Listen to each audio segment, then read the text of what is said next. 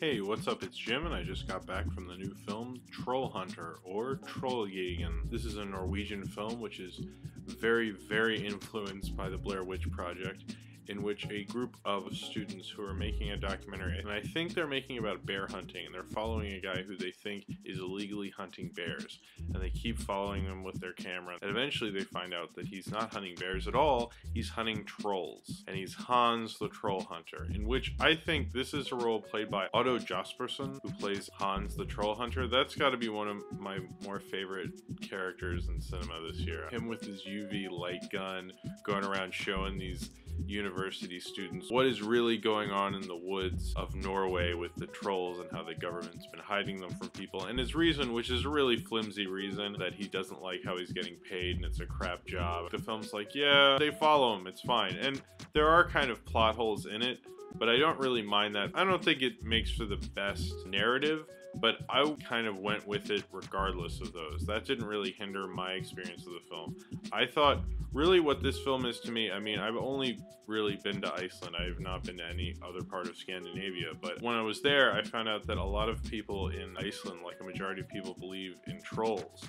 Apparently that's common in Scandinavia. There's a lot of like space in Scandinavia, and I think that's why, since there's so much uninhabited by man, you just kind of assume there could be something out there because it just seems so mysterious. This film kind of tapped into that. So I assumed what they're doing with this, they're taking a movie that had already been made and like a formula that had already been done, like the Blair Witch Project, and instead of in the Blair Witch Project when it was about a witch, transpose that and make it trolls and obviously, you know, do more special effects. This is far more directed than that film was and much better shot. This film's not all too serious, but I took it pretty seriously and I liked it. I mean, I thought it was one of the better kind of genre films I've seen in a while, and it reminds me of like Dead Snow, Rare Exports, and films like that, but I kind of liked it more than those. Trollhunter gets away with more than it probably should because at the beginning they say, oh well, this is a rough cut, so all the kind of the nonsense in the film you can just say, oh well, it's a rough cut, which I thought was kind of an interesting way to make a film. I don't think the documentary the students were making would be this film,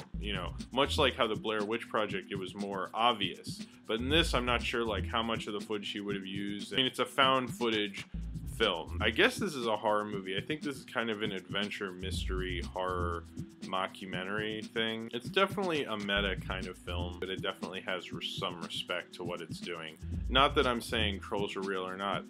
I'm not going to take a side on that issue. One thing I do like about Scandinavia is they often pick films that you'd never think would ever get made. You know, like a Trollhunter or a Viking spaghetti western or, you know, zombie Nazis. When you hear about that, you know, you get a smile on your face as someone who likes genre films or cult films or action films or horror films. That's a cool idea, and it's nice when you actually see them and they turn out to be pretty fun and worth it. If you have seen the Trollhunter and you would like to talk about it, then comment below and subscribe if you would like to. Alright, if you